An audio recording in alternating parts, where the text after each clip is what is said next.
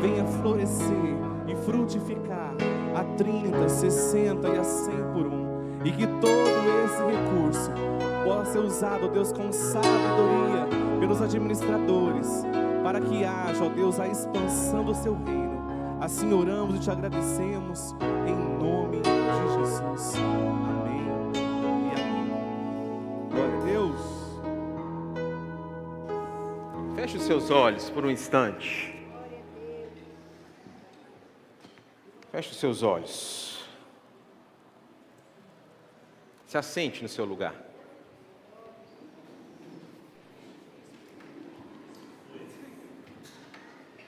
Todos de olhos fechados agora, em nome de Jesus.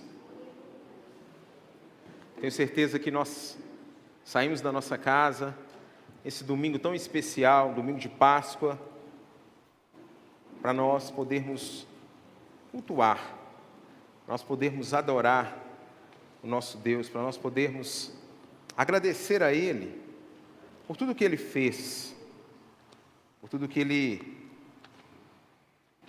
há de fazer ainda na nossa vida. E eu tenho certeza que o Senhor não te trouxe aqui em vão nessa noite. Queria que você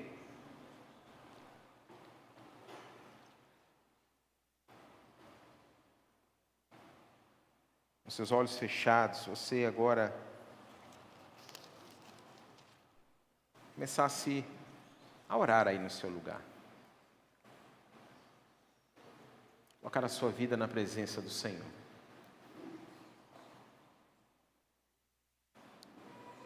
E a oração nada mais é do que nós colocarmos diante do Senhor a nossa vida. Falar para Deus o que é que tem nos incomodado. Falar para Deus o que é que tem entristecido o nosso coração. Falar para Deus aquilo que tem afligido a nossa alma. Falar para Deus o que é que nós temos esperado dEle. Mas também pedir perdão ao Senhor. Perdão por fazer aquilo que nós não deveríamos fazer. E o Senhor, Ele se agrada daqueles que o buscam em espírito e em verdade. Coloque a sua vida na presença dEle. Não fique indiferente à presença do Pai. Em nome de Jesus, deixe o Espírito Santo ministrar nessa noite na sua vida. Em nome de Jesus. Amém. Amém, queridos? Glória a Deus. Queria que você abrisse a sua Bíblia comigo. Lá em 2 Coríntios.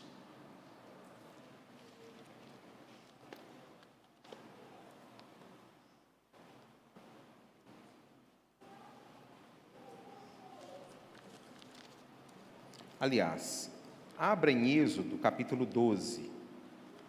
2 Coríntios eu vou abrir. Abra em Êxodo, capítulo de número 12. É a instituição da Páscoa. E nós estamos na Páscoa do Senhor, amém?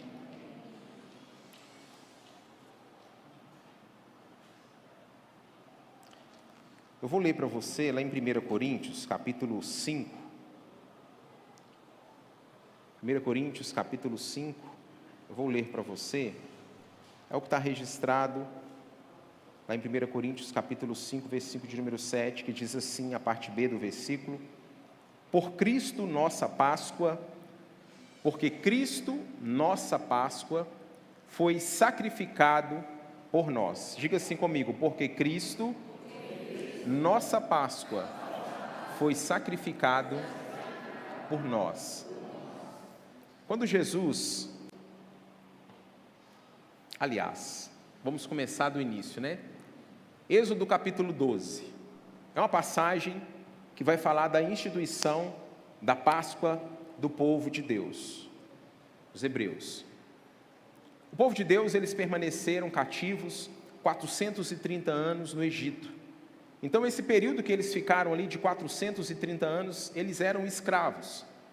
E durante esse tempo, eles trabalharam muito, e foram tempos difíceis para a vida deles. Então, o Senhor levanta Moisés, nós sabemos da história, e quando Deus levanta Moisés, dá uma direção para que ele pudesse ser aquele homem que estaria à frente do povo de Deus, e pede para que ele fosse até Faraó. Nós sabemos que o coração de Faraó é endurecido, as pragas vêm, e quando chega a 10ª praga, o que é que acontece? Deus dá uma direção. Deus fala o seguinte com o povo dele, fala: olha, vocês vão sacrificar um cordeiro. Vamos lá, 2 Coríntios, 2 Coríntios, Êxodo 12. Depois você vai poder ler na sua casa todo o capítulo 12, que é a instituição da Páscoa. O que é que o Senhor faz? E quando Jesus, então, ele senta com os seus discípulos, Jesus é o cumprimento da palavra de Deus. Aqui em Êxodo 12, 14, diz o seguinte: esses dias vos será por memorial, e os celebrarei por festa ao Senhor. Nas vossas gerações os celebrareis por estatuto perpétuo. 7 dias comereis pães sem fermento. No primeiro dia tirareis o fermento das vossas casas, pois qualquer que comer pão levedado, desde o primeiro dia até o 7º dia, será eliminado de Israel. E aqui ele vem falando tudo que o povo de Deus precisava fazer, e ele fala que o povo deveria fazer o seguinte. Deus fala: olha, eu mesmo, Senhor, eu vou fazer com que os primogênitos, tanto dos homens quanto de todos os animais, serão aniquilados da face da terra.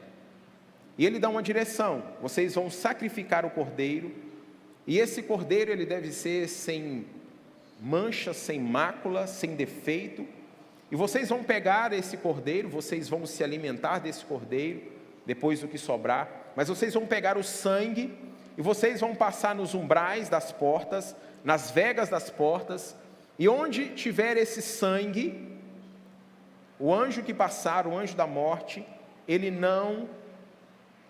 vai entrar, vai passar sobre a casa de vocês, e não vai acontecer a morte. E assim foi feito. O Senhor vem e acontece ali a morte dos primogênitos. A Páscoa, ela ocupa um lugar central nas Escrituras. A Páscoa significa passagem de um tempo de escravidão agora para um tempo de liberdade. Um povo que esteve cativo 430 anos, Deus levanta Moisés para que fosse o libertador daquele povo. Aquelas pessoas então têm a sua vida mudada, transformada, e eles saem do cativeiro. Eles estavam presos, eles eram escravos. E aí passam-se os anos, nós sabemos o que acontece. Nós chegamos depois lá em João Batista, aquele que veio para anunciar aquele que seria o Cordeiro de Deus.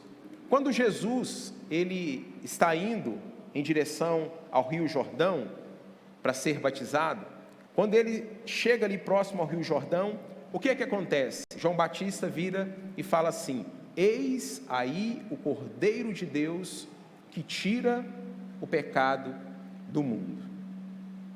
Lá em Isaías, capítulo 53, eu quero ler para vocês, é uma passagem maravilhosa. Isaías, aproximadamente 700 anos da vinda de Jesus, ele prediz a vinda do Cordeiro de Deus. E vários outros profetas, eles previram a vinda do Senhor. E quando nós olhamos para a palavra, lá em Isaías 43, é uma palavra profética, um texto maravilhoso que revela quem era esse Cordeiro de Deus, nos mostra o que é que aconteceria com Jesus. E diz a palavra do Senhor: quem creu em nossa pregação? E a quem foi revelado o brado do Senhor? Porque foi subindo como renovo perante ele, e como raiz de uma terra seca. Não tinha aparência nem formosura. Olhámo-lo, mas nenhuma beleza havia que nos agradasse. Era desprezado e o mais rejeitado entre os homens de dores, e que sabe o que é padecer. E como um de quem os homens escondem o rosto, era desprezado, e dele não fizemos caso. Certamente ele tomou sobre si as nossas enfermidades, e as nossas dores levou sobre si. E nós o reputávamos por aflito, ferido de Deus e oprimido. Mas ele foi traspassado pelas nossas transgressões e moído pelas nossas iniquidades. O castigo que nos traz a paz estava sobre ele, e pelas suas pisaduras fomos sarados. Todos nós andávamos desgarrados como ovelha, cada um se desviava pelo caminho, mas o Senhor fez cair sobre ele a iniquidade de nós todos. Ele foi oprimido e humilhado, mas não abriu a boca. Como o cordeiro foi levado ao matadouro, e como ovelha muda perante os seus tosqueadores, ele não abriu a boca. Por juízo opressor foi arrebatado, e de sua linhagem, quem dela cogitou? Porquanto foi cortado da terra dos viventes, por causa das transgressões do meu povo, foi ele ferido. Designaram-lhe a sepultura com os perversos, mas com o rico esteve na sua morte, posto que nunca fez injustiça, nem dolo algum se achou na sua boca. Todavia, ao Senhor agradou moê-lo, fazendo-o enfermar.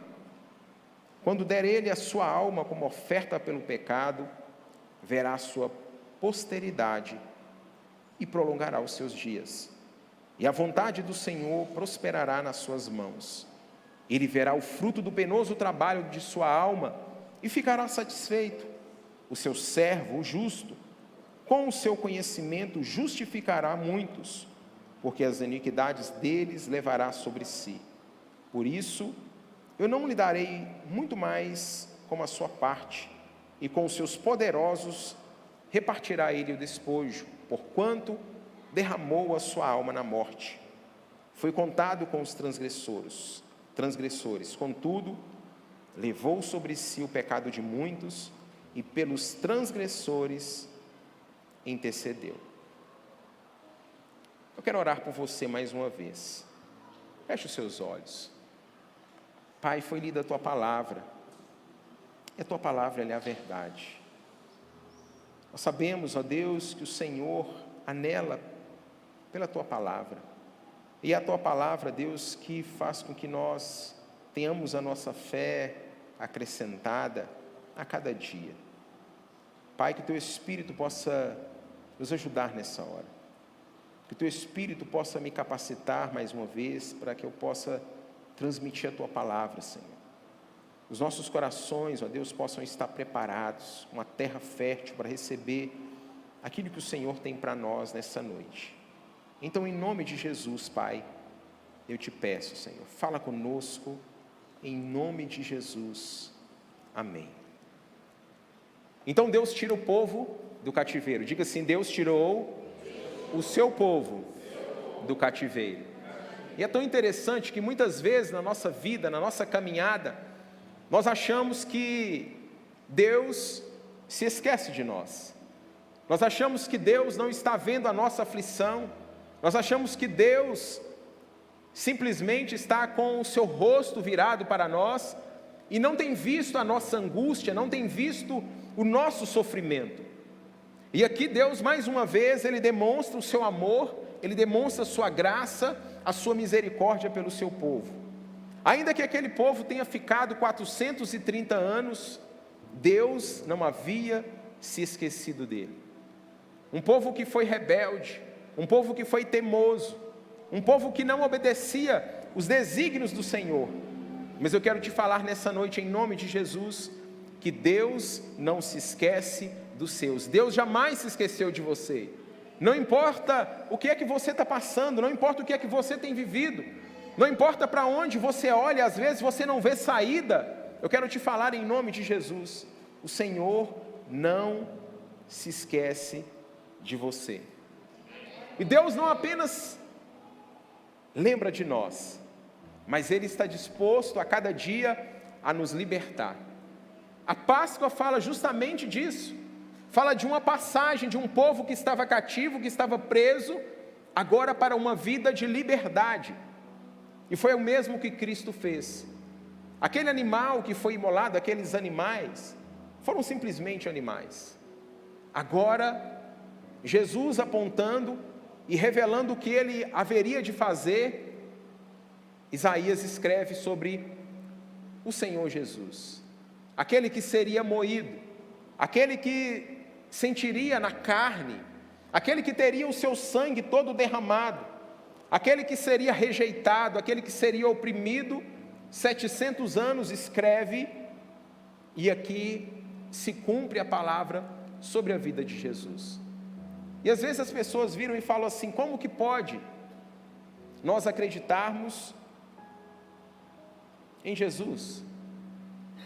Como que pode nós acreditarmos em um Deus que enviou o seu Filho, que se fez carne? Isso é lenda, isso é história. Queridos, quando nós estudamos a palavra de Deus, nós vamos ver que tudo o que está escrito aqui, ou quase tudo, porque falta uma parte, já se cumpriu. Quando nós olhamos para aqueles homens que foram guiados por sua carne, ou até mesmo guiados por espíritos demoníacos, e profetizaram e falaram coisas que não eram da parte de Deus, não se cumpriram. Agora aqui na parte de Deus nós encontramos a Escritura se cumprindo. Como que pode um homem profetizar 700 anos antes da vinda do Messias, daquele que seria o Redentor, e as coisas acontecerem, se não for da parte de Deus? E é isso o que acontece. Então Deus vem e tira o seu povo do cativeiro. Agora você consegue olhar para a sua vida, você que tem o Senhor, nós que temos a Jesus como nosso único e suficiente Senhor e Salvador. No passado, nós estávamos presos, cativos nos nossos pecados. Nós tínhamos pecados de estimação, nós vivíamos debaixo de jugo, nós vivíamos debaixo de escravidão, e agora Jesus vem para nos libertar. Jesus, Ele vem e morre em meu lugar, e morre no seu lugar. E então quando nós olhamos, Jesus então, Ele entra na história, e tudo muda, tudo é transformado. Então a morte de Cristo é o evento mais notável de toda a história da humanidade. E quando nós olhamos para a nossa história, nós precisamos entender que a maior expressão de amor aconteceu há mais de 2000 anos atrás. A Páscoa fala de uma festa de celebração, e é uma festa que foi anunciada, se cumpriu.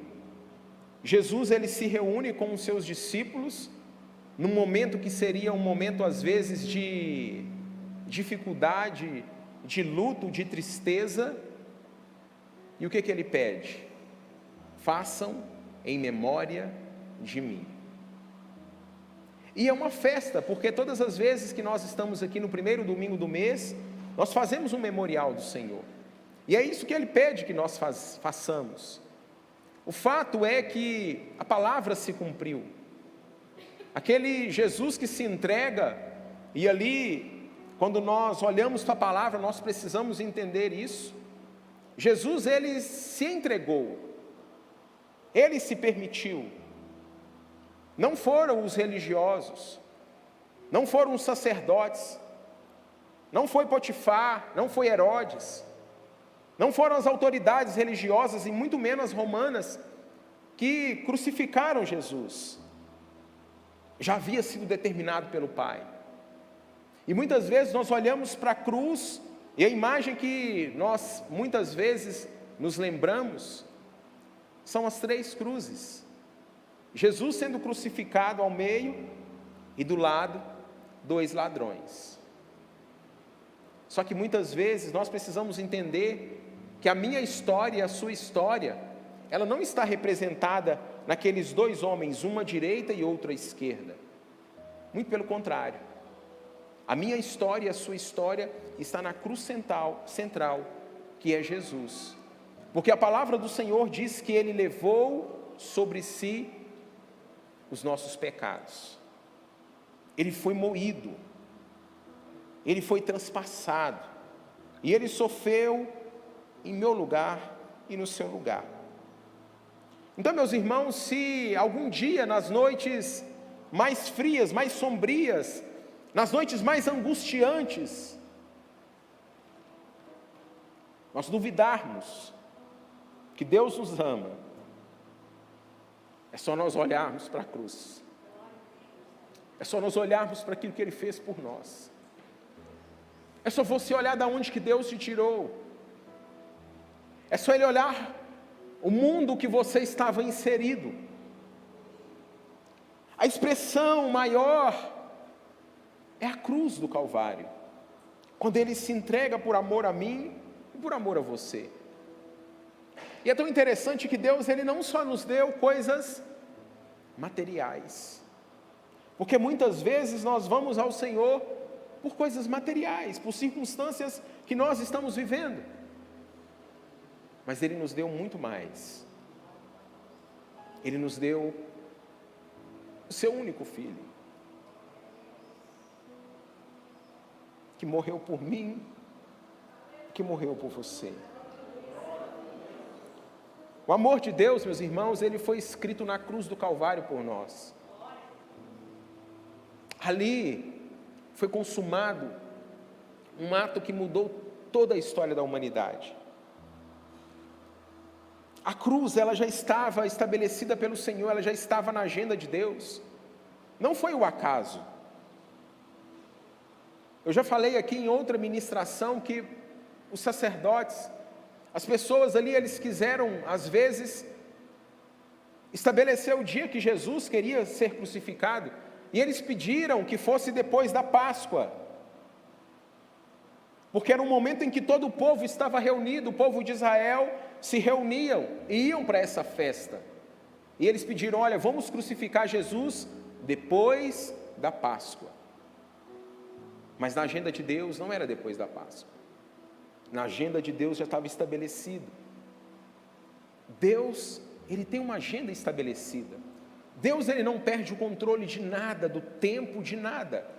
Ele olha para mim, minha vida, e para a sua vida, Ele não perdeu o controle. Você está registrado na agenda de Deus. Ele sabe o que é melhor para você. Ele sabe das lutas, das angústias, da dificuldade que cada um de nós temos enfrentado. E ali Ele se entrega. Ele renuncia a tudo. E ali Ele é humilhado. Só que quando nós olhamos para essa expressão máxima de amor, quando nós olhamos ali para a cruz do Calvário, nós vemos algo que liga no vertical, que é a ligação de Deus conosco, mas também na horizontal. E essa cruz, ela representa 2 atributos, pelo menos, de Deus. E nós vamos ver que um desses atributos chama-se justiça de Deus. E o outro é amor. Diga comigo assim: Deus é justo. E Deus é tão justo, que Ele não tem ligação, Ele não faz vista grossa para o pecado. Ele não faz vista grossa para o pecado. Deus, Ele não inocenta o pecado. ele condena o pecado. Jesus ele veio para que o pecador fosse perdoado, mas o pecado ele aborrece. Deus aborrece o pecado, mas ama o pecador. E a razão de nós estarmos aqui foi por causa desse amor. Ao mesmo tempo que a cruz é uma expressão de justiça de Deus, que ele aborrece o pecado, também é uma expressão de amor. Uma expressão de amor aonde ele não poupou nem mesmo o próprio Filho. E aí nós olhamos e falamos, meu Deus, que amor é esse? Que amor é esse? Onde ele envia o único Filho para morrer no nosso lugar. Que história maravilhosa é essa? O que é que Deus queria fazer com toda esse marco? E ali no Evangelho nós vamos ver que para alguns, para aquelas pessoas, eles chamaram de espetáculo. A crucificação de Jesus, para alguns, foi um espetáculo. Assim como algumas pessoas sentam para assentar uma peça teatral, para algumas pessoas que ali estavam, foi um espetáculo. E como nós lemos no texto de Isaías 53, algumas pessoas que ali estavam, elas não tiveram compaixão do nosso Jesus. Elas viraram o rosto para Jesus. Aquelas mesmas pessoas que estavam há pouco tempo atrás ovacionando, aplaudindo Jesus, encantada, maravilhada com os milagres que ele estava fazendo, aquelas multidões que seguiam e espantada com aquilo que ele estava fazendo, agora ela vira as costas para o Senhor. Elas negam a Jesus. Examinando essa parte do texto de Isaías 53, nós precisamos entender então quem é que foi que levou Jesus. Será que foram os fatores? Será que foram as circunstâncias? Será que foram os sacerdotes, como eu disse, o Sinédrio, Pilatos, Herodes? Nós sabemos que não. Por que Jesus foi para a cruz? O que levou Jesus para a cruz? O texto de Isaías 53 responde. Não foi simplesmente as autoridades. O que levou Jesus à cruz do Calvário foram os nossos pecados, foi os meus pecados e os seus pecados. Isaías 53, 5 diz, mas ele foi traspassado pelas nossas transgressões, e moído pelas nossas iniquidades. E sobre o castigo que nos traz a paz, estava sobre ele. No verso 4 diz, certamente ele tomou as nossas enfermidades e as nossas dores. No verso 12 vai dizer, na parte final, contudo, levou sobre si o pecado de muitos e pelos transgressores intercedeu. Meus irmãos, nós precisamos ter isso avivado constantemente na nossa memória. Nós não jamais podemos esquecer daquilo que Cristo, Ele fez. A Páscoa fala dessa passagem, desse cativeiro que um dia nós estivemos e agora nós passamos para uma vida de liberdade. Cristo nos fez para nós vivermos livres. E a palavra do Senhor diz, se sois livres, se Cristo nos libertou verdadeiramente, nós somos o quê? Livres. Nós somos livres. Só que Ele fez isso com um propósito. Ele fez com um motivo. Ele não fez ao acaso. Então Ele tira o seu povo, 430 anos, e vai fazer desse povo agora, mais uma vez, um povo separado, vai levar para uma terra prometida. Assim como Cristo prometeu e morreu no nosso lugar, o Senhor prometeu que viria o Salvador, o Redentor, Cristo veio, morreu, e Ele prometeu. Ele falou com os seus discípulos, Ele falou, olha, vocês podem ficar tranquilos, eu vou morrer, mas é necessário que eu morra, mas eu vou ressuscitar. E então acontece algo espetacular. O Filho de Deus então ressuscita ao terceiro dia. Enquanto a morte achava que tinha vencido, não. A vida, o amor, mais uma vez, vence a morte. E isso fala para mim e fala para você nos nossos dias. Quantas vezes nós estamos vivendo e achamos que a morte ela está levando vantagem sobre a nossa vida? Quantas vezes nós achamos que as situações, as circunstâncias, nós achamos que tudo isso está prevalecendo. Mas quando nós lembramos que Jesus ressuscitou ao terceiro dia, e nem a morte pôde segurá-lo, o que é a circunstância? Qual é a dificuldade que você tem vivido?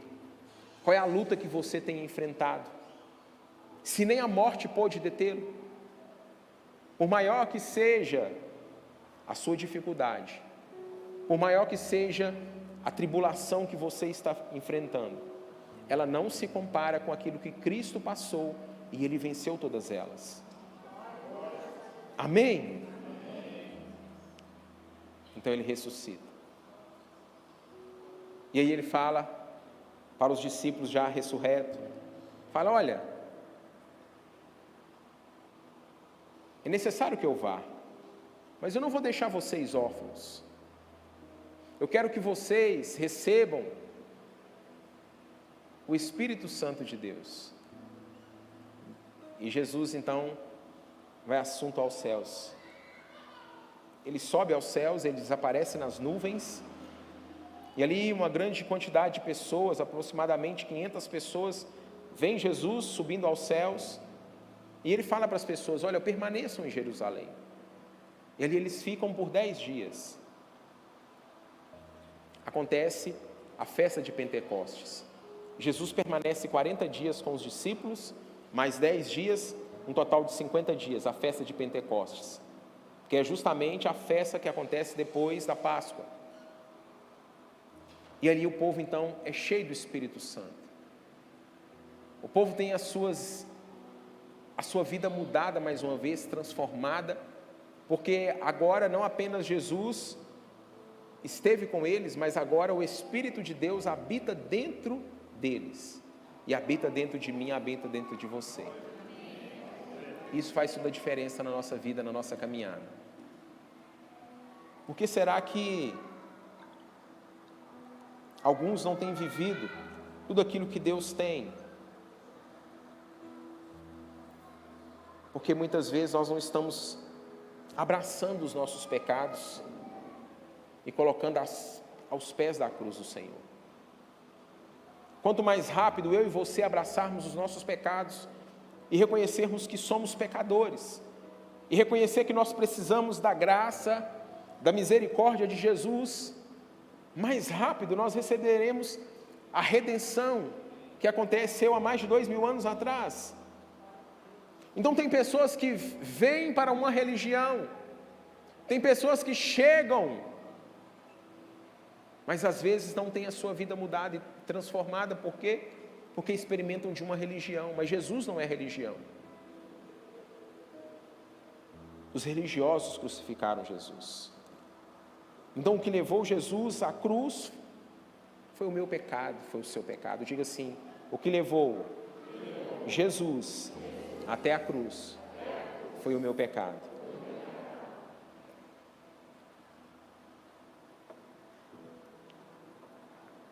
Quando nós entregamos o nosso pecado aos pés do Senhor, a Bíblia diz que Ele já não se lembra mais. A Bíblia diz que Ele lança no mar do esquecimento. E se tem uma pessoa que muitas vezes fica te acusando dos seus pecados, esse não tem parte com Deus. O acusador, o mentiroso, aquele que fala que você não é livre, aquele que fala que você não foi liberto, aquele que fala que você ainda está cativo, esse é o inimigo das nossas almas. Então por que nós precisamos desse ato de confissão dos nossos pecados? É justamente para isso, para que nós sejamos então redimidos diante do Senhor. Nós precisamos ter esse entendimento em nome do Senhor Jesus. Nós estávamos ali com Ele, sendo crucificado. Então foram os nossos pecados que levou Jesus até a cruz. Mas quem levou Jesus? O que levou foram os nossos pecados. E quem? As autoridades? Não. A palavra do Senhor diz, no versículo 6 de Isaías 53, todos nós andávamos desgarrados como ovelha, cada um se desviava pelo caminho, mas o Senhor fez cair sobre ele a iniquidade de nós todos. No versículo 10, todavia ao Senhor agradou moê-lo, fazendo-o enfermar. Você já parou para pensar que Deus, Ele se alegrou em moer o seu próprio filho? Você já parou para pensar nisso? O próprio Deus se alegra em moer o próprio filho. Quem levou Jesus à cruz foi o Pai. Ele levou. Porque Ele tinha e tem um plano maravilhoso para mim e para você. E esse plano, ele não se resume simplesmente aqui na terra. Então foi o próprio Deus que o feriu. No versículo 4, e nós o reputávamos por aflito, ferido de Deus e oprimido. Então foi o próprio Pai que entregou Jesus na cruz, para que nós pudéssemos ter vida, e vida em abundância. Diga assim comigo: Jesus foi entregue pelo Pai, para que eu tivesse, para que eu tenha vida e vida em abundância. Amém, queridos? Agora, precisamos também entender que Jesus se entregou voluntariamente. Não foi um pai déspota, não foi um pai carrasco, não foi um pai mau, que simplesmente obrigou o filho e fala: faça o que eu estou mandando e vai. Não. Jesus voluntariamente, Ele se entregou. Ele entregou por mim e por ti. Certamente Ele tomou sobre si as nossas enfermidades e as nossas dores levou sobre si. Sem constrangimento, sem pressão, Ele voluntariamente fez isso. No versículo 10 diz: quando der Ele a sua alma como oferta pelo pecado. Ele, quem? Jesus, Ele entregou para que nós pudéssemos ter vida, e não uma vida qualquer. Quando nós olhamos para a palavra de Deus, para nós entendermos um pouquinho daquilo que Deus passou, no século XIX, na China, assim como hoje, mas naquela época era muito pior, os cristãos eram perseguidos e torturados. E havia um casal de missionários que foi enviado para a China, e ali eles faziam a obra do Senhor, eles anunciavam o Evangelho. E quando eles saíram de sua casa, eles estavam no caminho, trilhando por meio da mata, aqueles guerrilheiros, aqueles homens maus, eles pegam aquela família, e pegam uma criança de 10 anos. Os pais estavam presos, acorrentados, e ali eles começam a torturar aquela criança de 10 anos. Você consegue imaginar isso? Você, pai, mãe, o seu filho sendo torturado.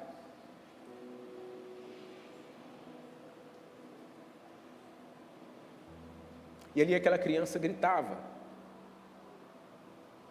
aquela criança chorava, e os pais não podiam fazer nada.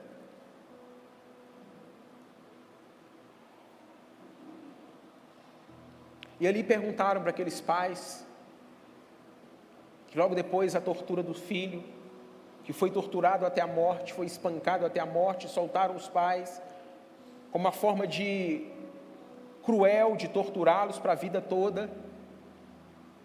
soltam aqueles pais.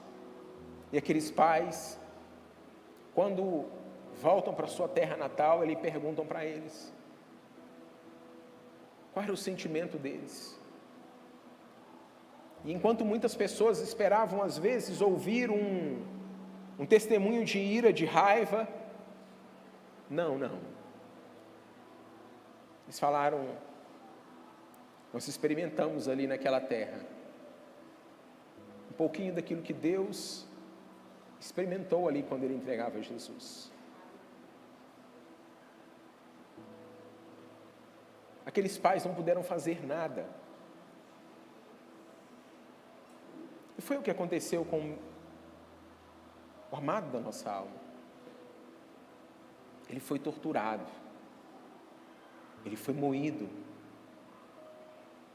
Ele sofreu tudo o que um ser humano poderia sofrer. E os romanos, eles eram habilidosos na arte da tortura. E a forma que Jesus foi torturado foi uma das mais cruéis. E o pai não pôde fazer nada para que o plano se cumprisse. Então Jesus ali na cruz do Calvário se entrega em uma angústia profunda. Ele vira e fala: Pai, passa de mim esse cálice, mas não faça a minha, faça a tua vontade. Só esse pedacinho da outra pregação que nós podemos ministrar tantas outras vezes.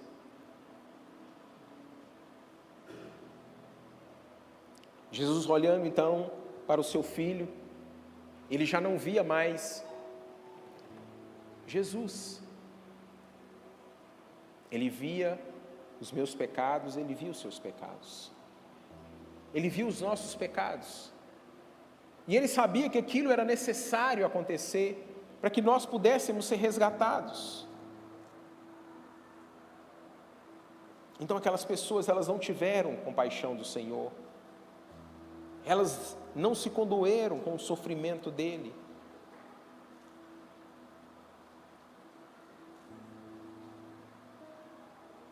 Jesus então se entrega. Ele não reclama. Ele foi oprimido e humilhado, mas não abriu a boca. Como o cordeiro foi levado para o matadouro, como ovelha muda perante os seus tosqueadores, ele não abriu a boca. 700 anos, esse texto que nós acabamos de ler. Tudo isso se cumpre sobre a pessoa de Jesus. É interrogado, é torturado, apanha, carrega uma cruz que não era para estar carregando, e se cumpre a palavra. Ele não reclama, ele não murmura, ele sofre então essa morte substitutiva para mim e por você. Quem era para estar morrendo ali naquela cruz somos nós. Quando o pecado então ele entra, já não há mais salvação. Qual é a forma de sermos salvos, a não ser pelo o sangue de Jesus, a não ser pela morte de Jesus? Agora a Páscoa, ela não fala simplesmente da morte de Jesus. A Páscoa também fala da ressurreição. Como eu falei aqui na quinta-feira com os irmãos, se Jesus apenas tivesse morrido, nada do que nós estamos fazendo aqui faria sentido. Porque muitas pessoas morreram por uma causa. Muitas. Mas nenhuma delas ressuscitaram. Só Jesus ressuscitou. E Ele ressuscitou para que nós tivéssemos, como eu já disse, vida e vida plena. Deus, Ele te libertou do cativeiro para que você tenha vida plena. Não é para você viver de qualquer maneira. Não é para você ter uma vida mais ou menos. Não é para você ter uma vida, sabe, onde uma parte é livre e a outra não. A liberdade é plena. Agora, pense comigo, quando ele morre, ele ressuscita, ele deixa os discípulos e pede para que os discípulos façam aquilo que ele havia orientado que eles fizessem. É possível, irmãos, um preso libertar outro preso? Às vezes nós tentamos fazer isso, porque nós não entendemos muitas vezes que nós somos livres. Por que às vezes algumas pessoas não conseguem expressar o amor de Deus para outros? Porque ainda estão vivendo como presos, porque ainda possuem pecados que não foram deixados para trás. Imagine comigo que esse altar aqui fosse uma cadeia, e aqui pessoas que circulam comigo, e eu quero tirar essas pessoas, eu quero falar para elas que elas são livres, mas eu falo com elas: olha, nós somos livres, mas nós somos livres só até aqui, ó, daqui nós não podemos passar. Tem pessoas vivendo assim. Não foi para isso que Jesus nos libertou. Não foi para isso que Ele morreu. Ele morreu para que nós pudéssemos ter vida plena, vida total, para que nós pudéssemos reinar em vida, como Paulo escreve em Romanos capítulo 5, no versículo 17. Ele veio para que nós tivéssemos vida e vida em abundância, para que nós pudéssemos começar a reinar em vida aqui na terra. Não é só no porvir. O que Jesus conquistou por mim, o que Jesus conquistou por você, começa agora e vai terminar no porvir, naquele grande dia, em que Ele virá para nos buscar. Amém? Agora, se eu sou livre, se eu entendo aquilo que Cristo fez por mim, se eu entendo que Cristo não veio apenas para me dar coisas materiais, que Ele não veio simplesmente para curar as minhas enfermidades, que Ele não veio simplesmente para me tirar da miséria, para me transformar na classe média, que eu entendo que Ele não veio simplesmente para abrir uma porta de emprego, quando eu entendo que Ele veio simplesmente não para transformar e para mudar o meu cônjuge, que é muito mais do que isso, que é além do que isso, aí as coisas começam a fazer sentido. Tudo isso Ele faz. Ele cura, Ele liberta, Ele abre portas, Ele restaura. Tudo isso Ele faz. Mas é muito mais do que isso. Irmãos, nós estávamos condenados. Quando eu me lembro disso, que não havia saída para mim. Você já imaginou? A Bíblia diz que Ele nos amou tanto, tanto, que Ele deu o Seu Filho. Você já imaginou? Às vezes nós achamos que o mal, o inferno, ele não é real. Mas eu quero que você sirva a Deus não com medo do inferno. Nós não podemos adorar a Deus e servir a Deus por causa do medo do inferno, mas nós precisamos amar o Senhor. Nós precisamos servi-lo porque nós entendemos o tamanho amor dele, e esse amor nos constrange. Mas a Bíblia vai dizer, eu preciso falar isso para você, que a Bíblia diz que no inferno é um local onde vai haver choro e ranger de dentes. É um local de densas trevas, onde as pessoas, elas se lembrarão daquilo que elas viveram aqui, das oportunidades que elas tiveram e não corresponderam, e preferiram abrir mão, e preferiram curtir um pouco mais, preferiram aproveitar um pouco mais.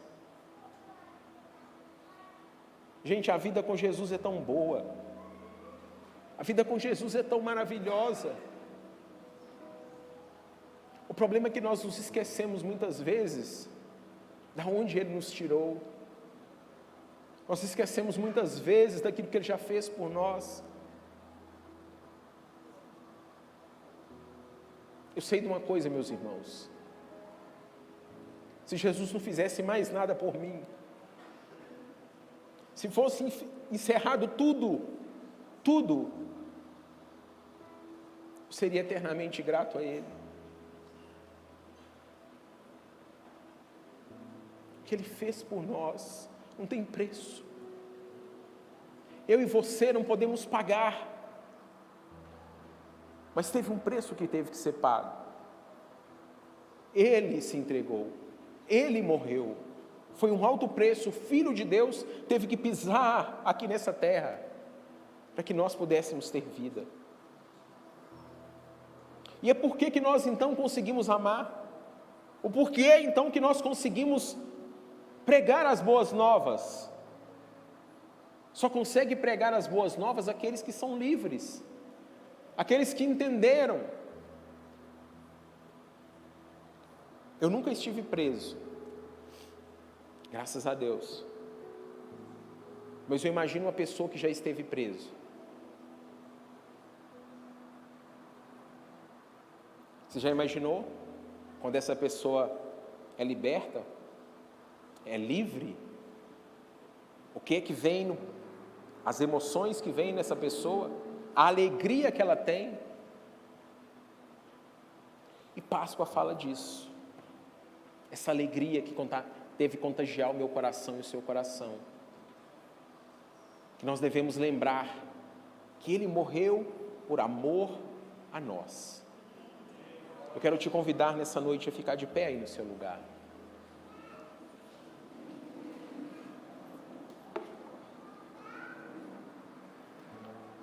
Nós não podemos jamais nos esquecer que Ele nos libertou para que nós pudéssemos fazer outros livres. Diga assim comigo: o Senhor me libertou para que através da minha vida eu possa proporcionar liberdade a outras pessoas. E como que nós proporcionamos liberdade a outras pessoas? Apresentando aquele que tem a chave, aquele que abre a porta da cadeia, aquele que abre a porta das algemas. Nós só precisamos apresentar para as pessoas. É tão interessante, irmãos, que quando nós vamos para o livro de Êxodo, capítulo 12,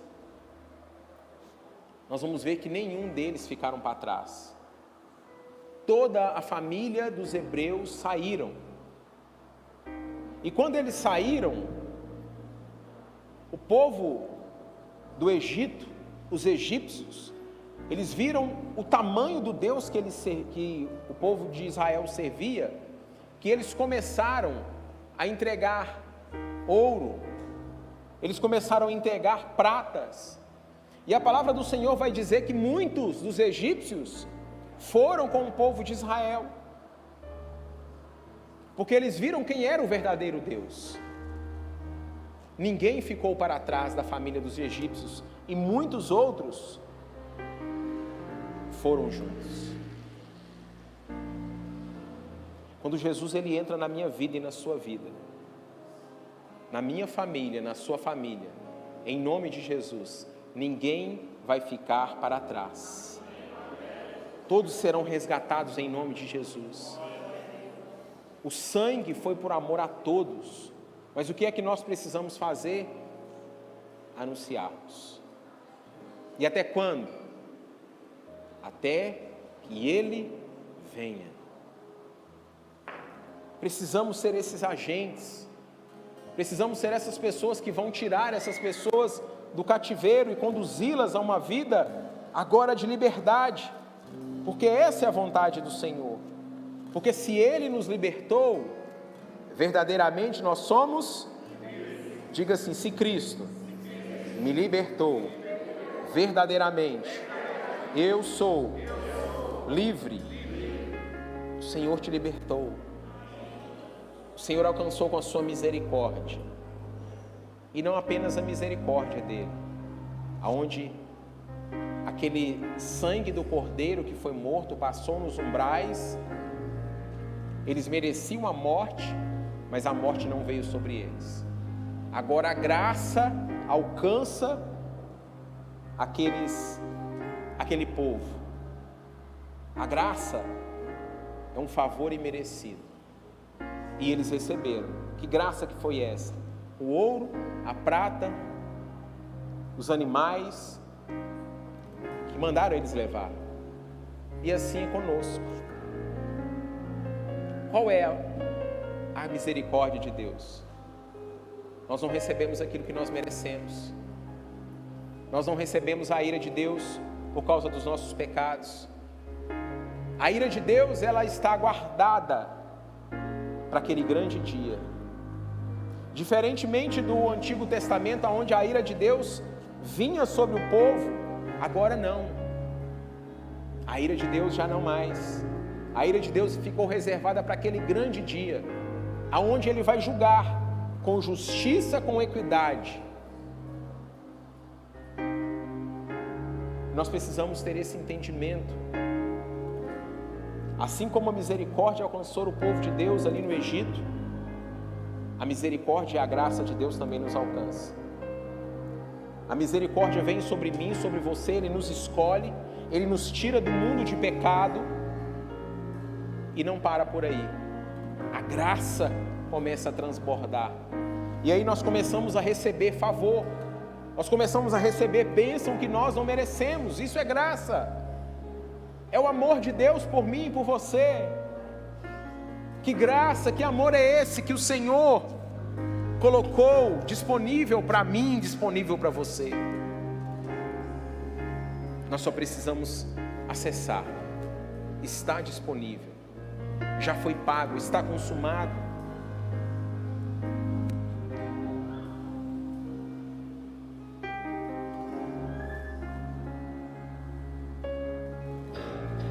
Eu queria que você fechasse os seus olhos.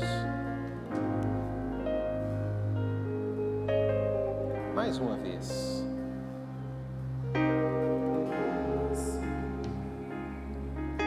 Feche os seus olhos.